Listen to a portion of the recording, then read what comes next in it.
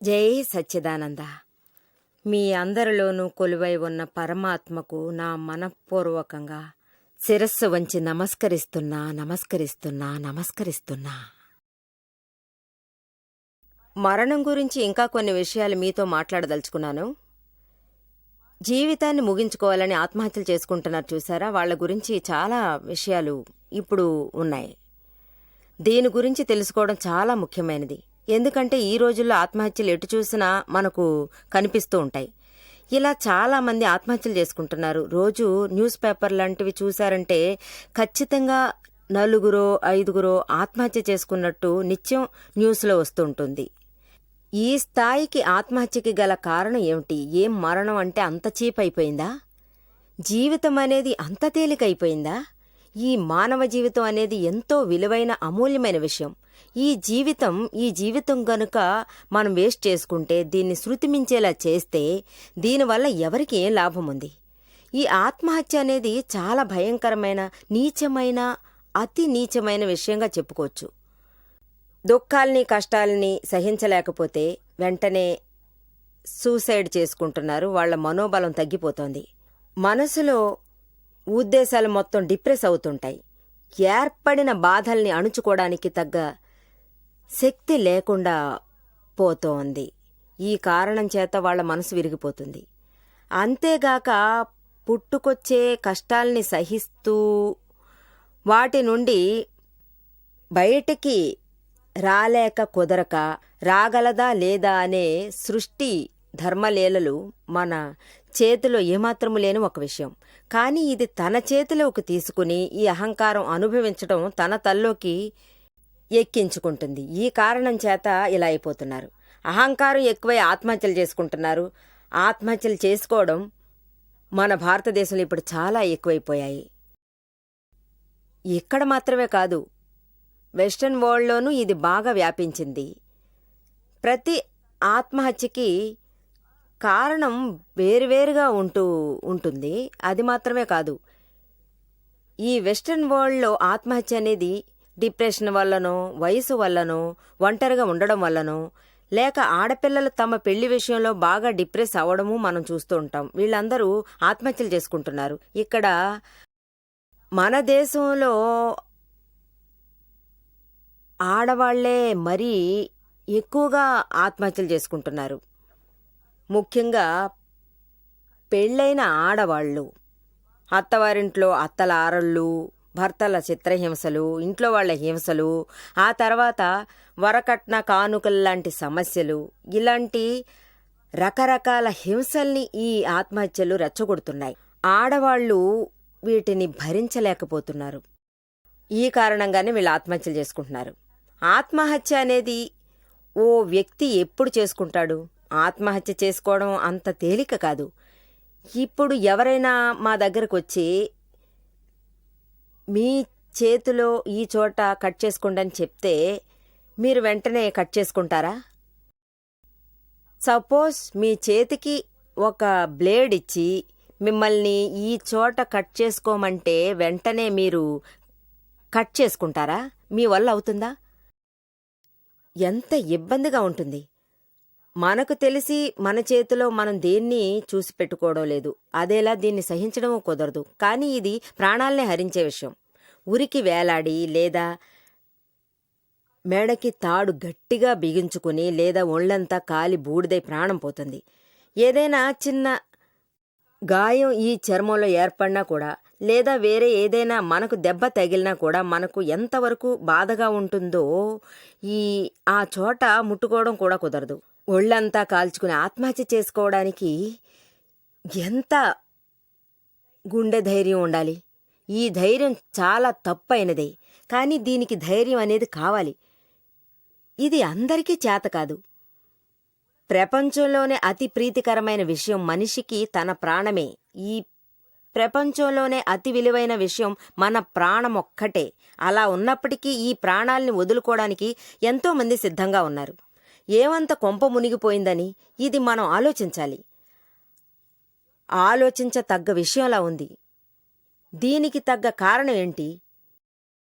ఈ అహంకారమన్నది అన్ని విధాలుగా కలిసి కార్యాన్ని నడిపిస్తుంది. అహంకారానికి ఒక చిన్న స్థలం కూడా, బతకడానికి కొంచెం కూడా స్థానం ఇవ్వడం లేదు. ఈ అహంకారం పరిపూర్ణమయ్యేసరికి ఏ ఒక్క ప్రాణము బతకడం కోసమని అనుకోవడం లేదు. ఈ ప్రయత్నమంతా నష్టమవుతుంది. బుర్ర కూడా అలాగే ఆలోచిస్తుంది. అహంకారానికి బతికే మార్గం ఎక్కడా కనిపించడం లేదు. టోటల్ 100% అహంకారం పరిపూర్ణమవుతుంది. అప్పుడే వాళ్ళు ఆత్మహత్య చేసుకుంటున్నారు. అప్పుడే దాన్ని నిర్ణయిస్తున్నారు. ఎక్కడైనా ఒక చోట ఈ అహంకారం బతకడానికి కావలసిన దారి దొరికితే అది బతకటం, మనస్సైనది తిరిగి వస్తుంది. ఎక్కువ మంది ఏం చేస్తున్నారంటే, నన్ను చూడ్డానికి వచ్చే అందరూ ఆత్మహత్యకు కావలసిన అన్ని ఏర్పాట్లు నేను చేశాను, కానీ ఆఖరికి నా మనసు ఒప్పుకోలేదు. నేను కన్న నా బిడ్డల కోసం ఇంకా కొంతకాలం బతకాలనుకున్నా అంచేత వచ్చేశానంటారు. పిల్లల్ని నా తదనంతరం చూసుకోవడానికి ఎవరున్నారు? ఇప్పుడు చాలా రీసెంట్గా బాంబేలో నన్ను కలవడానికి 2 అమ్మాయిలు వచ్చారు. చాలా యంగ్గా ఉన్నారు. వాళ్ళకి ఖచ్చితంగా 27, 28 వయసులోపే ఉంటుంది అనుకుంటున్నాను. వాళ్ళిద్దరూ ఫ్రెండ్స్. పెళ్ళయింది. ఇద్దరికీ ఒక చెరో బిడ్డ ఉంది. ఇద్దరూ ఒకే కండిషన్లోనే ఉన్నారు. ఇద్దరినీ అత్తగారింటి నుంచి పుట్టింటికి కొట్టి గెంటేశారు. వాళ్ళు చాలా ఓపిగ్గా వేచూసి 4 ఏళ్ల కిందటే ఇద్దరూ అత్తగారింటి నుంచి అమ్మగారింటికి వచ్చి చేరుకున్నారు. అందులో ఒక అమ్మాయి 2 సార్లు ఆత్మహత్యకి ప్రయత్నం చేసింది, కానీ కాపాడగలిగారు. ఆ తర్వాత అత్తగారింట్లోనూ ఆలోచించారు. వాళ్ళ మనసు అదోలా అయిపోయింది. అసలే సగం పిచ్చిదాన్నయ్యాను, నేను ఇంకా పూర్తిగా పిచ్చిదాన్ని అయిపోతానని వాళ్ళు అనుకున్నారు. ఇక్కడ నుండి పూర్తిగా పిచ్చిదాన్ని అవడం కంటే అమ్మగారింటికే వెళ్ళిపోదామని తను అనుకుందట. అప్పుడు నా మనసు స్థిరపడుతుంది, అప్పుడే చాలా స్టెబిల్డ్గా ఉంటుంది అని తన బిడ్డను అమ్మగారింటికి తీసుకువచ్చేసిందట. తను టీవీలో మన ప్రోగ్రాం చూసి మనల్ని చూడ్డానికి వచ్చింది. తను నన్ను చూసి కన్నీళ్లు పెట్టుకుంది. మా అమ్మగారింట్లో నన్ను ఎంతకాలం ఉంచుకుంటారు? అమ్మ నాన్న ఉన్నారు. అమ్మ పాపం ఏడుస్తూనే ఉంది. నా కూతురు అత్తగారింటి నుంచి పుట్టింటికి వచ్చింది. అసలే 2 అమ్మాయిలు ఇంకా ఉన్నారు. నాకు ఒక కొడుకున్నాడు. వాడు కోరుకున్నట్టు లవ్ మ్యారేజ్ చేసుకున్నాడు. కోడలు కూడా ఇప్పుడు ఇంట్లో ఉంది. ముంబై లాంటి సిటీలో ఇళ్ళు చిన్నవిగా ఉంటాయి. ఉమ్మడి కుటుంబం వేరే. ఇంతమంది ఇక్కడ ఉండాలి. వీటన్నిటికంటే ఇది నా పెద్ద కూతురు. అత్తగారింటి నుంచి తిరిగి వచ్చేసింది. ఇది ఎప్పుడు పుట్టింటికి వచ్చిందో అప్పుడే నా కోడలు తన పుట్టింటికి బయలుదేరింది. ఇది ఎప్పుడు వెళ్తుందో అప్పుడే తిరిగి వస్తానని వెళ్ళిపోయింది. ఇలాంటి ఉమ్మడి కుటుంబంలో కలిసి ఉమ్మడిగా నేను ఉండలేనని చెప్పేసింది. ఈ పిల్ల ఇక్కడికి రావడంతో కోడలు ఇల్లు దాటి వెళ్ళిపోయింది. ఆ తల్లి పరిస్థితి చూడండి, ఎప్పుడు ఏడుస్తూ ఉంటుంది. ఇలాగైతే ఏమని చెప్పగలం? కూతురు 2 సార్లు ఆత్మహత్యకు ప్రయత్నించి దేవుడి దయ వల్ల బతికి బయటపడింది. ఏం చేయగలం? ఇలా అంతా జరుగుతుంటే ఆవిడ మాత్రం ఏం చేయగలదు? నా కూతుర్ని కాపాడుకోవడం నా ధర్మం అని అనుకుని ఆవిడ కన్నీళ్లు పెట్టుకుంది. ఆ తర్వాత నా కూతురు 3వసారి కూడా ఆత్మహత్యకి ప్రయత్నం చేసి చస్తే నేనేం చేయగలను? ఆ అమ్మాయితో నువ్వెందుకమ్మా అఘాయిత్యానికి పాల్పడ్డావు అని అడిగాను. అసలు ఆ స్థితికి రావడం ఏంటి అని అడిగాను. మా ఇంట్లో నేను కొంచెం కూడా మనశ్శాంతిగా ఉండలేకపోతున్నాను. వాళ్ళందరూ దయాదాక్షిణ్యాలు లేనట్టుగా ఉన్నారు. నన్ను భయపెట్టేస్తున్నారు. ఇంట్లో అడుగు పెట్టగానే ఆయన నన్ను తిట్టడం మొదలుపెట్టేవాడు. మిగతా వాళ్ళు తమ భార్యల్ని పల్లెత్తు మాటైనా అనరు. నేను ఎవరిని ఏమీ అనను. అయినా సరే ఎందుకో అందరూ నన్ను అసహ్యించుకుంటున్నారు. ఇంట్లో ఏం శుభకార్యం జరిగినా, మంచైనా చెడ్డైనా అంతా నేనే చేశానని అంటున్నారు. నన్నే వాళ్ళు బ్లేమ్ చేస్తున్నారు. నిజం చెప్పాలంటే నేను అసలు ఏ పాపం ఎరగనంటే నమ్మండి. నేను అందరి దగ్గర అణకువగా ఉంటాను. మా అత్తగారు మాత్రమే కాదు, మరిది మరదలు అందరి దగ్గర ఎప్పుడూ తిట్లు తింటూనే ఉంటాను. మా ఇంటాయన ఆఫీసు నుంచి తిరిగి వచ్చేటప్పుడు అందరూ ఆయన దగ్గర నా గురించి కంప్లైంట్స్ చేయడం మొదలుపెట్టేవారు. యాక్చువల్గా చూస్తే నాకు నా భర్తకు ఎలాంటి ప్రాబ్లమూ లేదు. కానీ నా భర్త ఇంట్లో వాళ్ళు ఏం చెప్తే అదే నమ్ముతారు. వాళ్ళు చెప్పేది విని వేదవాకులా ఆలోచిస్తారు. నేనేం చేయగలను? చాలా సమస్య ముదిరిపోవడం వల్ల నేను డిప్రెషన్కి గురి అయ్యాను. ఈ కారణంగా నేను 2-3 సార్లు ఆత్మహత్యకి పాల్గొన్నాను. నేను ఇక విసిగెత్తిపోయి అమ్మగారింటికి వెళ్ళిపోయాను. అత్తగారింట్లో ఎవరూ నన్ను మళ్ళీ తీసుకెళ్లేలా కనిపించడం లేదు. ఏకంగా వదిలించుకునేలా ఉన్నారు. మీరే చెప్పండి. ఇప్పుడున్న ఈ పరిస్థితిలో నేనేం చేయగలను? నా దగ్గర అంతగా డబ్బు లేదు. మా అమ్మా నాన్నల దగ్గర కూడా పెద్దగా డబ్బు లేదు. బ్రదర్కి ప్రాబ్లం వచ్చింది. నా మూలంగానే మా వదిన కోపం తెచ్చుకుని ఇల్లు వదిలి బయటికి వెళ్ళిపోయింది. ఇక నేను ఎలా బతకగలను? నేను బాగా చదువుకుని ఉంటే, అదే నువ్వు చదువుకున్నావే, ఎందుకు భయపడతావు అని అడిగాను. అయినా సరే నీ కాళ్ల మీద నిలబడడం నేర్చుకోవాలి. వెంటనే ఒక ఉద్యోగం వెతుక్కో, అప్పుడే నువ్వు ధైర్యంగా ఉండగలవు, లేదంటే చాలా కష్టమని చెప్పాను. తనతో పాటు తన ఫ్రెండ్ వచ్చింది. తనకు సేమ్ ప్రాబ్లం. తను కూడా తన అత్తగారింట్లో భయపడ్డంతో దేనికి చూసినా తనని కొట్టి తిట్టి హింసేవారు. వాళ్ళందరూ తన ఇంటి నుంచి గెంటేసి అక్కడే ఉండు అని అనేవారట. రాత్రంతా తను ఏడుస్తూ ఉండేదట. పాపం తను ఏం చేయగలదు? అలాంటి టైంలో ఎవరూ తనకు హెల్ప్ చేయడానికి సిద్ధంగా లేరు. అమ్మగారింటికి వెళ్తే అక్కడ తనను పోషించడానికి ఎవరు సిద్ధంగా లేరు. ఎందుకంటే అన్నయ్య వదిన సూటిగా కుదరదని చెప్పేశారు. అమ్మా నాన్న పాపం ఏం చేయగలరు? అత్తగారింట్లోనే పాపం అలా తన్నులు తింది. అక్కడ ఇరుగు పొరుగు వాళ్ళు తనని తీసుకొచ్చి పుట్టింట్లో దిగబెట్టారు. అంతేకాదు పాపం చంకలో బిడ్డ కూడా ఉంది. ఏం చేయగలదు? నన్ను పిలవడం అంటూ లేదు. పర్మనెంట్గా నేను రాకూడదని తెగేసి చెప్పేశారు. అప్పుడు నేను చెప్పాను, ఇద్దరూ బాగా చదువుకున్నారు, తెలివిగల వాళ్ళలా ఉన్నారు. మీరు కొంచెం ధైర్యంగా ఉండండి. మీ కాళ్ల మీద నిలబడ్డం అలవాటు చేసుకోండి. భర్త మిమ్మల్ని ఇష్టపడకపోతే వచ్చేటప్పుడు సరే వద్దు అనుకుని వదిలేయండి. వాళ్లే స్వయంగా అభిమానంగా పిలిస్తే వాళ్ళు, పిలవకపోయినా మీరేం చేయగలరు? ఈ రకంగా అత్తగారింట్లో కష్టపడ్డం మానేసి ఇద్దరూ ఫ్రెండ్స్గా ఉంటూ ఇద్దరూ విడిగా ఇల్లు తీసుకుని విడిగానే ఉండొచ్చుగా. ఇద్దరూ సహోదరుల్లా కలిసిమెలిసి ఉండొచ్చుగా. వీలైతే ఆఖరిదాకా ఇలాగే ఉండండి. మీకున్న ఇద్దరి పిల్లల్ని చదివించి బాగా వృద్ధిలోకి తీసుకురావాలి. మంచి వాతావరణాన్ని వాళ్ళకి ఏర్పరచాలి. కాబట్టి మీరిద్దరూ బాగా ధైర్యంగా ఉండడం అలవాటు చేసుకోవాలి. మీ ఇద్దరి పరిస్థితులు చక్కబడతాయి కదా. మీరు పద్ధతిగా బతకడానికి ఏదైనా ఒక మంచి దారి ఖచ్చితంగా కనిపిస్తుంది. కానీ కలలో కూడా ఆత్మహత్య చేసుకోవడం గురించి మీరు ఊహించడం కూడా తప్పే. ఎందుకంటే ఆత్మహత్య చేసుకోవడం వల్ల మన ఇబ్బందులు వదిలిపోవడం లేదు, ఖచ్చితంగా వదిలిపోవు. మీ కన్నబిడ్డల గతి ఏమవుతుంది? అది మాత్రమే కాదు, ఆత్మహత్య తర్వాత శాస్త్రాలు ఏమంటున్నాయంటే, జ్ఞానులు ఏమంటున్నారంటే, దాదాజీ ఏమంటున్నారంటే, ఇప్పుడు నేను ఏమంటున్నానంటే, ఒకసారి ఆత్మహత్య చేసుకుంటే 7 జన్మల దాకా ఆత్మహత్య చేసుకుంటూ ఉంటారు. వేరే దారి లేక ఆత్మహత్యలు చేసుకుంటారు. ఇదంతా ఎందుకంటాను? పనికిరాని ఒక విషయం. ఏది ఎప్పుడు ఏ టైంలో వచ్చినా దాన్ని ధైర్యంగా స్వీకరించండి. దాన్ని మీరు ఫేస్ చేయడానికి ఏదైనా దారుందా అని వెతకండి, చూద్దాం. భయపడకండి.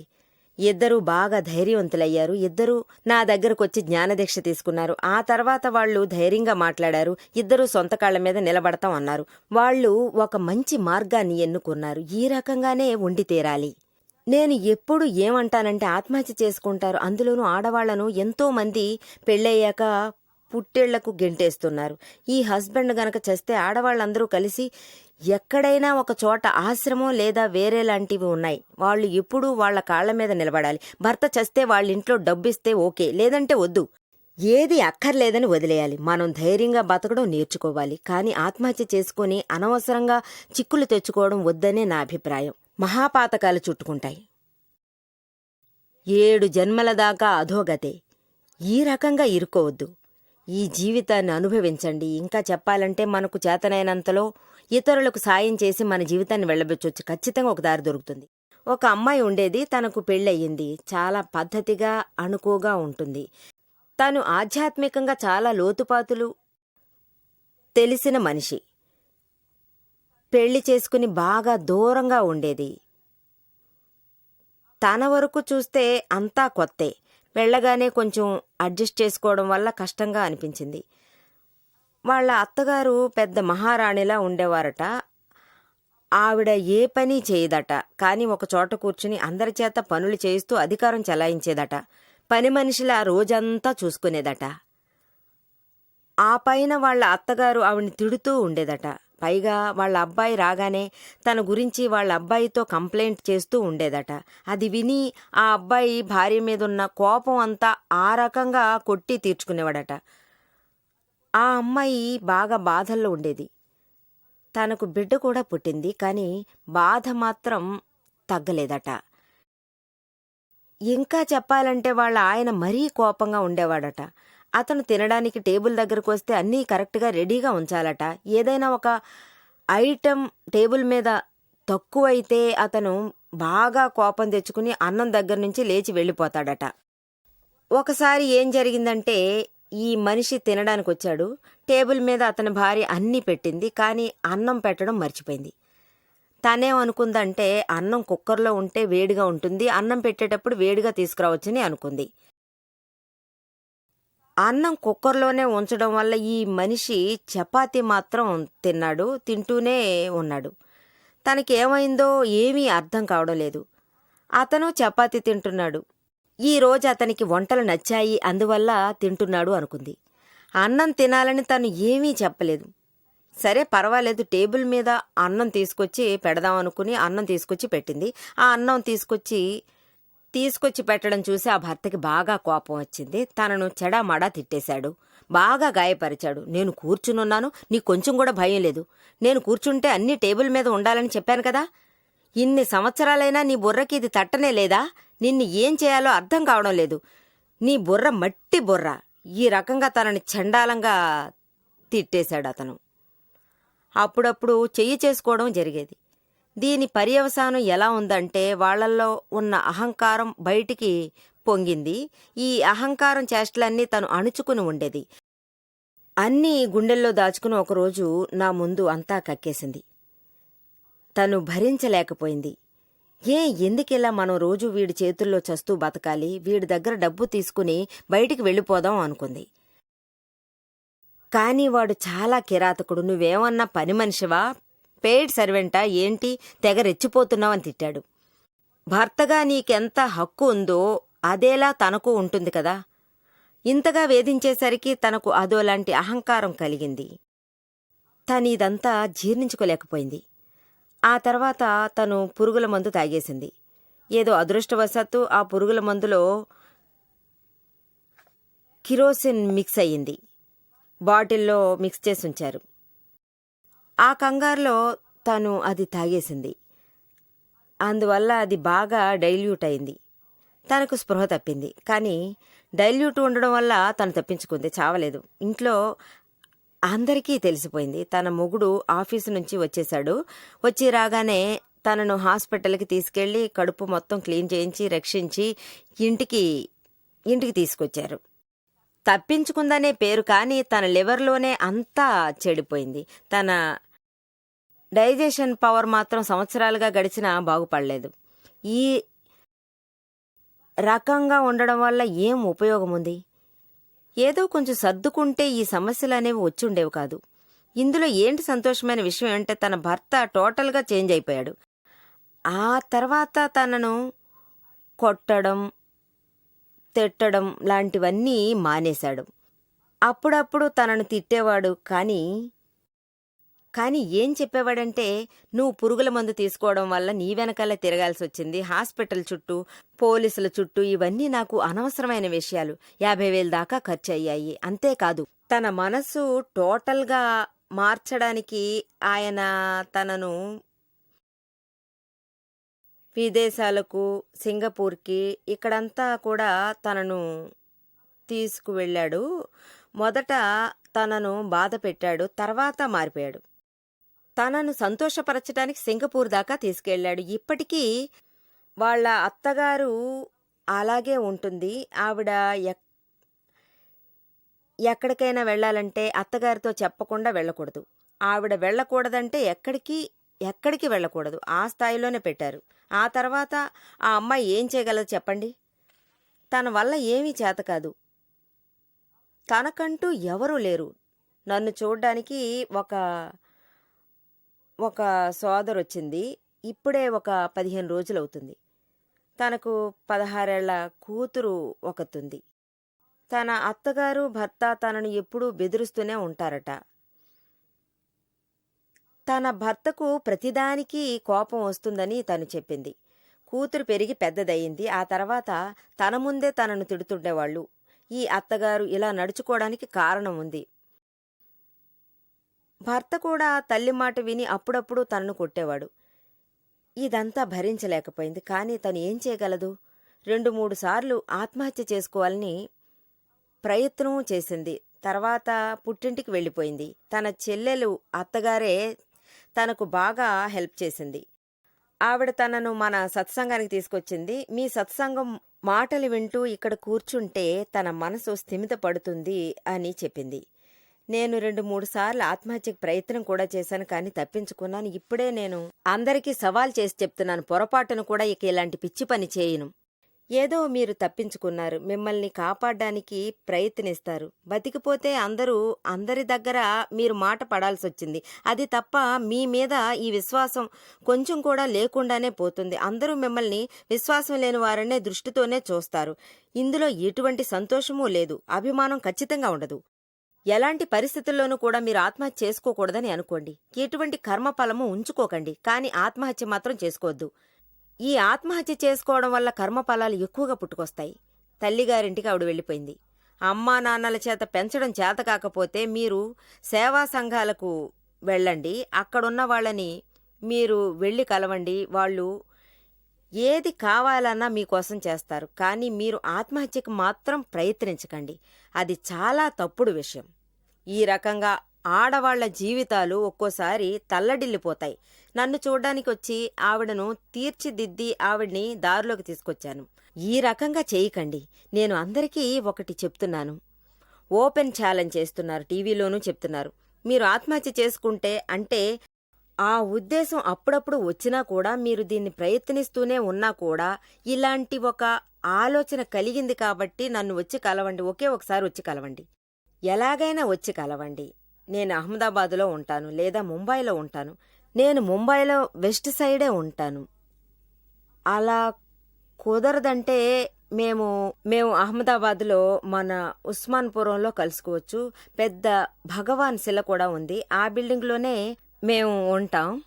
మమతా సొసైటీలో 5వ నెంబర్ బిల్డింగ్లో ఉన్నాను. మీరు ఎప్పుడైనా రావచ్చు. ఎవరినైనా సరే నా దగ్గరికి తీసుకురండి, కానీ ఆత్మహత్య మాత్రం వదిలేయండి. బాంబేకి నేను వెళ్తుంటాను. అహ్మదాబాద్లోనూ నేను ఉంటాను. అక్కడ ఇక్కడ ఉంటాను. బాంబే, అహ్మదాబాద్, బెంగళూరు ఇలాంటి స్థలాల్లో ప్రోగ్రామ్స్ ఉంటాయి. మీరు ధైర్యంగా అక్కడ న్యూస్ పేపర్ ద్వారా తెలుసుకుని రావచ్చు. ఇది టీవీలో రావడం లేదు, కానీ పేపర్లో మనం వేయిస్తున్నాం. ఎక్కువగా ప్రెస్ వాళ్ళు కూడా వస్తుంటారు. దీన్ని అరేంజ్ చేసిన కార్యదర్శి అడాప్ట్ ఇస్తాడు. ఏం జరుగుతుందని వివరం తెలుసు. ఇవన్నీ ట్రై చేసి చూశాక ఆ తర్వాత మీరు ఆత్మహత్య గురించి ఆలోచించండి. ఇదే నా రిక్వెస్ట్. జై సచ్చిదానంద.